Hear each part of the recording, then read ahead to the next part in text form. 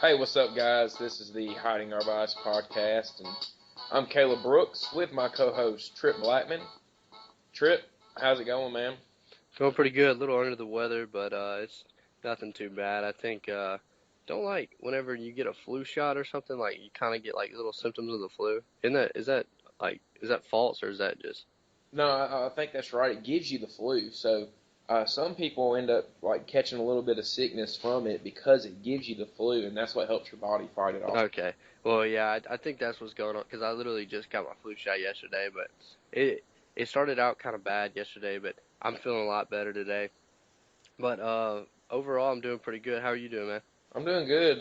School's going all right, and I got to go to a job fair here soon and do a bunch of stuff with that. But otherwise, I mean, it's going pretty good, and just doing a lot of things. Two of my teachers are out right now. One of them was pregnant. One of them went to Malaysia. And so in both those classes, I'm having to do some group projects. And in one of them, it's for a radio class. And we had to come up with a commercial and a public service announcement and do that. So we did that yesterday. And we're going to go record it here soon. And we have to present that to the class. But it's been fun. And I've enjoyed it down here in Troy, man. It's a good place. And they're improving it a lot, doing a lot of things to the campus, and Troy's on the come up, I think. Yeah, they are. Been doing especially which I don't know if you saw it about I don't know 10 years ago. It was nothing like it is today. It is really like it looks No, it's totally improved. different. It's improved big time from where it was. I mean, I came down here some because my dad doing stuff with baseball and all that. He had to make some trips down here, and it's come a long way. And they're continuing to do stuff, and I've heard now that they're going to knock down the Sartain building, which is the old gym, and build a new state-of-the-art rec center, weight room facility, and stuff like that. So that'll be Wow. good. And then I've heard that within the next 2 years they're going to renovate the football stadium, and in the back end where it makes the horseshoe, Mhm. so where there's nothing back there, they're going to build an indoor facility with coaches' offices and stuff like that instead of having it on that back end over there by the baseball, towards the baseball field. Right. And they're going to build an indoor football field with just football coaches' offices in there, and Hmm. new locker room and stuff like that. So Troy's got a lot of good things going on. Wow. Glad to see that. It like Troy wasn't really for me coming out because obviously I'm from Troy and I felt like I needed to get out, but I've heard a lot of good things. Like everybody that's not from Troy, like people from like North Florida, North Alabama, I guess Southwest Georgia, everyone I've talked to loves it.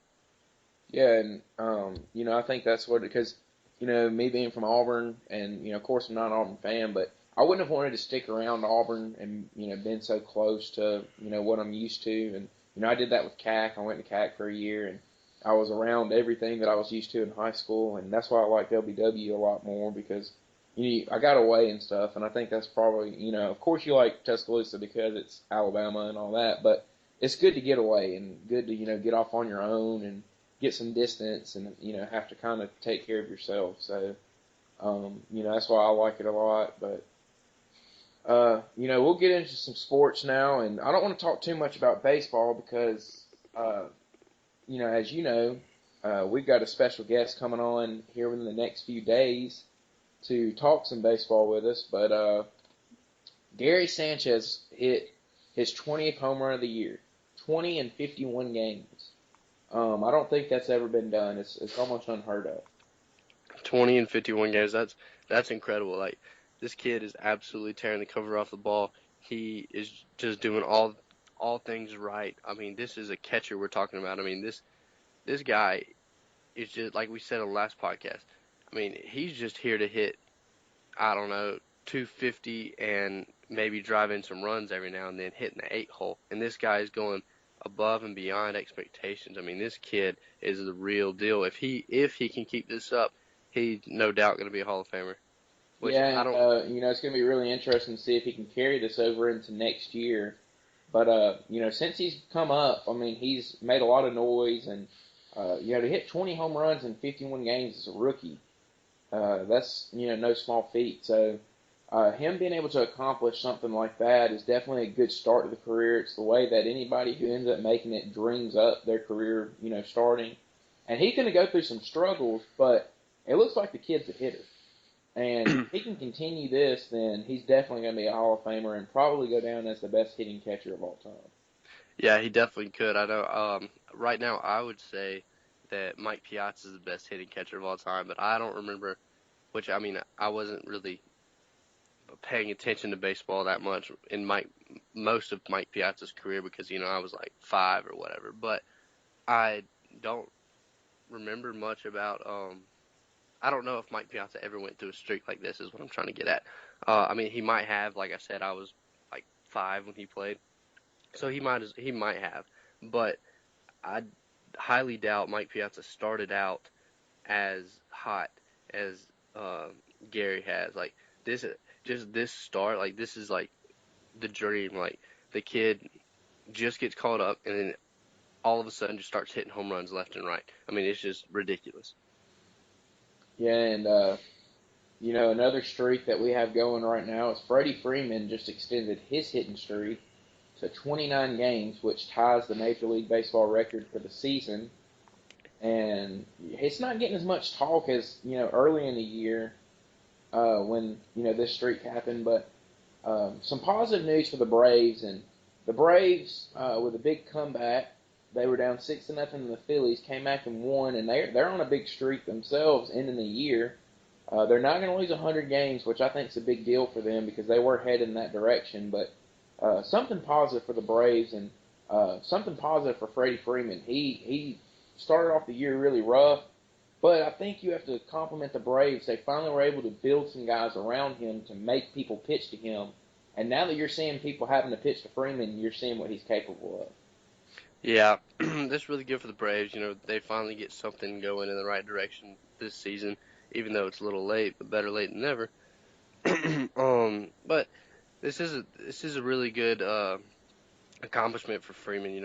We're finally seeing exactly what he's capable of, and he's getting a little respect from a lot of people now. I mean, obviously, being on the Braves, it's kind of difficult to do something good, um, just because you're kind of overshadowed by everybody, like all the negativity from the outside. Getting mad, tossing shade at the Braves. Well, now Freddie Freeman's coming up, got a hit in 29 consecutive games, which is outstanding. I'd say anything over 10 games is very, very good. Not many people get to say they have a 25 plus game hitting streak, and hopefully he'll go for 30 today. Yeah, are they playing today?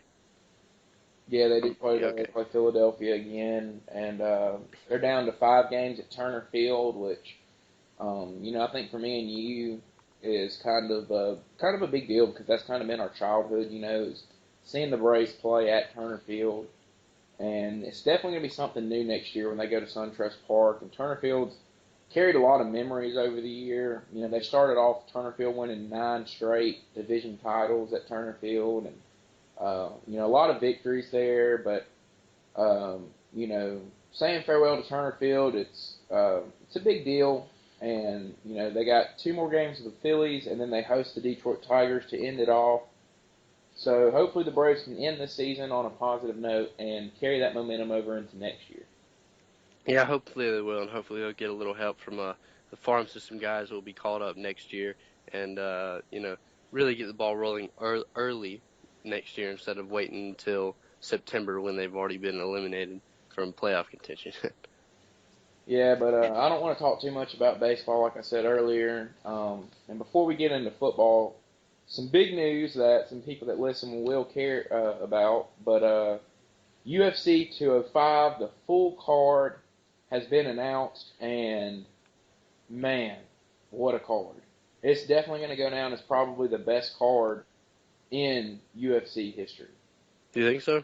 I think there's no doubt. You got 3 title fights on it with Joanna Jędrzejczyk versus Karolina Kowalkiewicz, and then Tyron Woodley versus Stephen Wonderboy Thompson for the welterweight title, and then a guy that just about everybody in the world knows, Conor McGregor, will challenge Eddie Alvarez for the lightweight title. And This this is fight has a lot of significance because McGregor holds the 145-pound belt, the featherweight title. If he were to win this fight, he would be the first fighter in UFC history to ever hold two belts at the same time in two different weight classes. Hmm. I thought was his last fight not a title fight? No, him and Diaz was not a title fight. They actually went up to 170 in welterweight and fought there, and it was a non-title fight. And you know what happened was back in March, he was supposed to fight Rafael dos Anjos, who was the lightweight champion at the time. And Dos Anjos had to pull out on 11 days' notice with a foot injury. So then McGregor was taking everything he had worked for, and that McGregor knew that the real money fight would be to fight Diaz. So when Dos Anjos pulled out, the UFC thought that Nate Diaz was the fight to make. So they made it. Nobody expected Diaz to come in on 11 days' notice and beat McGregor, but he was able to do it. He rocked McGregor. McGregor tried to take him to the ground. Diaz choked him out. So then McGregor, that loss was eating at him, so he wanted the Diaz fight again. He wanted it at 170 again. So they were supposed to fight at UFC 200. Well, McGregor doesn't show up to the press conference. And Dana White has a rule. I mean, if you're going to be on a card, you have to do what everybody else does. So McGregor was taken off that card, which is why the fight was moved to August, where they fought at UFC 202. McGregor won that one. Neither of them were title fights. He was supposed to fight for the title back in March, but neither of them were title fights because they weren't fighting at 145 pounds. So McGregor wasn't defending that belt, and then Nate Diaz doesn't have the 170 belt. And what a lot of people don't know is Nate Diaz isn't a 170-pound fighter. He's a 155-pound fighter. But he fought at 170 the first time because he wasn't going to be able to cut that weight in enough time to get down to 155 to fight that fight on 11 days' notice.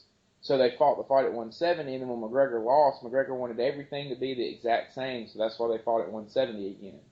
But Eddie Alvarez, 2 days before UFC 200, fought Rafael dos Anjos on a Fight Pass card and defeated Dos Anjos in the first round by knockout and won the title from him. So now, right after that, he said that his next fight, he wanted it to be Conor McGregor because he wanted to start off with an easy fight. And both him and McGregor have pushed for it, and Dana White and company finally made it happen, and it was made official. And this is now the biggest card in UFC history without a doubt. It's the first card ever in New York at Madison Square Garden, so it's a pretty big deal.